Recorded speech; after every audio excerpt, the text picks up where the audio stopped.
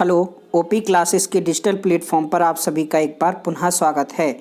आज हम लोगों को पढ़ने हैं 25 नवंबर 2020 के मोस्ट एक्सपेक्टेड करंट अफेयर्स। तो चलिए शुरू करते हैं और देखते हैं पहला प्रश्न है, हाल ही में किस देश ने एशिया प्रशांत आर्थिक सहयोग यानी Asia Pacific economic corporation APEC शिखर सम्मेलन की मेजबानी की है? तो हाल ही में मलेशिया ने एपेक की मेजबानी की है।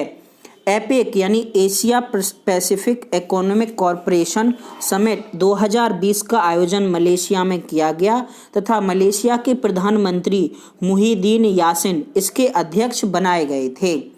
मलेशिया ने दूसरी बार एपेक की मेजबानी की है। इससे पहले वर्ष 1998 में भी एशिया पैसिफिक इकोनॉमिक कॉरपोरेशन की मेजबानी मलेशिया द्वारा की गई थी।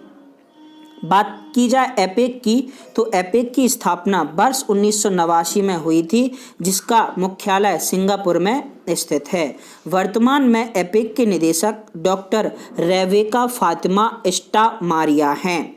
एपेक में वर्तमान समय में 21 सदस्य देश हैं, जबकि भारत, पाकिस्तान, बांग्लादेश ने एपेक के लिए आवेदन किया हुआ है। चलिए देखते हैं हमारा आज का दूसरा प्रश्न है, हाल ही में इंडोनेशिया के साथ एक स्वैप के बाद 2023 में कौन सा देश G20 शिखर सम्मेलन की मेजबानी करने जा रहा है? तो 2023 में G20 शिखर सम्मेलन की मेजबानी भारत करेगा। पहले भारत को वर्ष 2022 के G20 शिखर सम्मेलन की मेजबानी मिली थी, लेकिन हाल ही में इंडोनेशिया के साथ एक स्वैप हुआ है, जिसके तहत वर्ष 2022 की मेजबानी इंडोनेशिया को सौंप दी गई है। वर्ष 2020 में 15वां G20 शिखर सम्मेलन सऊदी अरब में आयोजित किया गया था। वर्ष 2021 में G20 शिखर सम्मेलन इटली में, 22 में इंडोनेशिया में, 23 में भारत में तथा वर्ष 2024 में G20 शिखर सम्मेलन ब्राजील में आयोजित किया जाएगा। चलिए देखते हैं हमारा आज का तीसरा प्रश्न है, एशियाई विकास बैंक यानी एशियन डेवलपमेंट बैंक के वर्तमान अध्यक्ष कौन हैं? तो जापान के मत्सुको असाकावा एशियन डेवलपमेंट बैंक के वर्तमान अध्यक्ष बनाए गए हैं। वे एडीबी के 10वें अध्यक्ष हैं तथा उनकी उम्र 61 वर्ष है। बात की जाए एशियन डेवलपमेंट बैंक की, तो इसकी स्थापना 19 दिसंबर 1966 को हुई थी। वर्तमान में इसमें 68 सदस्य देश हैं। एडीबी का मुख्यालय फिलीपींस के मनीला में स्थित है। बहुतायत देखा जाता है कि एशियन डेवलपमेंट बैंक के जो अध्यक्ष होते हैं वो जापान से ही चुने जाते हैं, क्योंकि एशियन डेवलपमेंट बैंक में सबसे ज़्यादा शेयर जापान का ही है। मत्सुगु असाकावा के पहले भी जापान के तकीहिको नकाओ कुरादो इसके अध्यक्ष थे। चलिए देखते हैं हमारा आज का चौथा प्रश्न है, उस टेनिस खिलाड़ी का नाम बताइए जिसने एटीपी टूर्नामेंट जीता है? तो हाल ही में डोमिनिक थियम को हराकर डेनियल मेदवेदेव ने एटीपी टूर्नामेंट को जीता है। डेनियल मेदवेदेव ने 22 नवंबर को डोमिनिक थियम को हराया तथा एटीपी टूर्नामेंट 2020 को जीता है। बात की जाए एटीपी टूर्नामेंट की, तो ग्रैंड स्लैम के बाद यह दूसरा सर्वोच्च टेनिस टूर्नामेंट है जो कि पुरुषों के लिए खेला जाता है। पहली बार एटीपी का आयोजन वर्ष 1970 में किया गया था।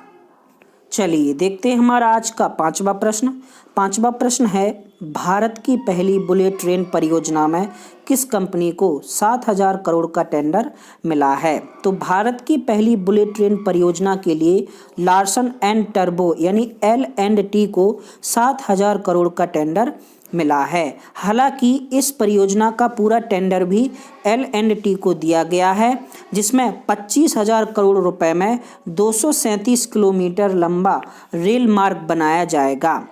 इस परियोजना की कुल लंबाई 508 किलोमीटर है, जिसमें कुल 12 स्टेशन पड़ेंगे। हाल ही में 7,000 करोड़ के टेंडर के साथ 87.56 किलोमीटर लंबे रूट की टेंडर खोला गया जो कि L&T को दिया गया है। भारत की पहली बुलेट ट्रेन परियोजना मुंबई और अहमदाबाद के बीच शुरू की जाएगी। चलिए देखते हैं हमारा आज का छठवां प्रश्न। छठवां प्रश्न है, भारत मौसम विज्ञान विभाग यानी IMD इंडिया मेट्रोलॉजिकल डिपार्टमेंट ने तमिलनाडु में आने वाले गंभीर चक्रवाती तूफान की चेतावनी दी है। IMD का मुख्यालय कहाँ है? तो हाल ही में IMD ने तमिलनाडु में एक गंभीर चक्रवाती तूफान की चेतावनी दी है। IMD का मुख्यालय नई दिल्ली में स्थित है।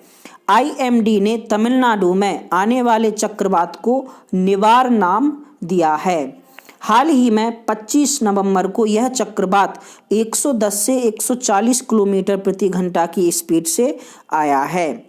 निवार चक्रवात तमिलनाडु के मामल्लपुरम के अतिरिक्त पुदुचेरी के कराईकल तट से भी टकराया है। बात की जाए IMD की, तो IMD की स्थापना 1875 में हुई थी तथा इसका मुख्यालय नई दिल्ली में स्थित है। चलिए देखते हैं हमारा आज का सातवां प्रश्न।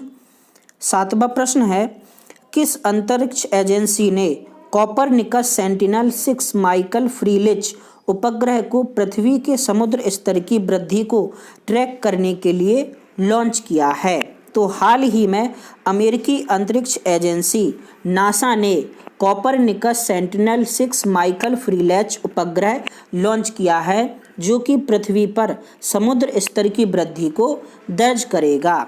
यह प्रक्षेपण 21 नवंबर 2020 को स्पेस एक्स फाल्कन 9 रॉकेट से किया गया है। चलिए देखते हैं हमारा आज का आठवां प्रश्न। आठवां प्रश्न है, सिम्बैक्स भारत और निम्नलिखित में से किस देश के बीच एक संयुक्त समुद्री अभ्यास अंडमान सागर में शुरू हुआ है? तो हाल ही में 23 से 25 नवंबर के मध्य सिम्बैक्स नाम का समुद्री अभ्यास भारत और सिंगापुर के बीच शुरू हुआ है। इस समुद्री अभ्यास में भारतीय नौसेना की तरफ से चेतक हेलीकॉप्टर, कॉर्बेट और कामुक, इसके अलावा राणा तथा सिंधुराज पनडुब्बी, P-81 टोही विमान आदि शामिल हुए हैं, जबकि सिंगापुर की तरफ से इसमें फॉर्मिडेबल S-70B हेलीकॉप्टर शामिल हुए हैं। सिम्बैक्स का यह 27वां संस्करण है। सिम्बैक्स समुद्री अभ्यास की शुरुआत वर्ष 1994 से मानी जाती है। चलिए देखते हैं हमारा आज का नौवां प्रश्न। नौवां प्रश्न है, उस गैर संयुक्त संगठन का नाम बताइए जिसे वर्ष 2020 में संयुक्त राष्ट्र जनसंख्या पुरस्कार के लिए संस्थागत पुरस्कार के रूप में घोषित किया गया है। तो हाल ही में हेल्प एज इंडिया को संयुक्त राष्ट्र जनसंख्या पुरस्कार के लिए संस्थागत पुरस्कार के रूप में चुना गया है। चलिए देखते हैं हमारा आज का अगला और अंतिम प्रश्न। अंतिम प्रश्न है, तरुण गोगोई का हाल ही में निधन हो गया है, वह किस राज्य के पूर्व मुख्यमंत्री थे? तो हाल ही में असम राज्य के पूर्व मुख्यमंत्री तरुण गोगोई का निधन हो गया है। तरुण गोगोई 6 बार सांसद तथा 2 बार केंद्रीय मंत्री भी रहे थे। तरुण गोगोई का जन्म 1 अप्रैल 1936 को हुआ था, जबकि उनकी मृत्यु 23 नवंबर 2020 को हुई है। वे वर्ष 2001 से 2016 के बीच असम के मुख्यमंत्री कांग्रेस पार्टी की तरफ से रहे थे। वे असम के 13वें मुख्यमंत्री बने। देखते हैं हमारा आज का क्वेश्चन ऑफ द डे।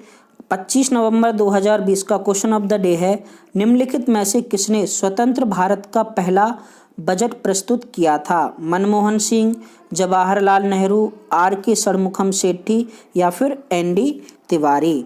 इसके अलावा सेशन ऑफ द डे का क्वेश्चन है, हाल ही में IMD ने तमिलनाडु में एक चक्रवाती तूफान की चेतावनी दी है। इस चक्रवाती तूफान को क्या नाम दिया गया है? दोनों प्रश्नों के जवाब आपको नीचे कमेंट बॉक्स में कमेंट करके बताने हैं। 24 नवंबर 2020 का क्वेश्चन ऑफ द डे था, भारत एक संघीय संघ है जिसमें 27 राज्य और कितने केंद्र शासित प्रदेश शामिल हैं? तो भारत में कुल 8 केंद्र शासित प्रदेश शामिल हैं। जम्मू कश्मीर और लद्दाख को अलग करने पर कुल 9 केंद्र शासित प्रदेश हो गए थे, लेकिन दमनदीप और दादर नागर हवेली को एक ही केंद्र शासित प्रदेश बना देने के बाद वर्तमान में केवल 8 केंद्र शासित प्रदेश हैं। सही उत्तर देने वालों में शामिल हैं दिलीप, अंकिता पटेरिया, नितिन सोनी। सभी को बहुत बहुत बधाई।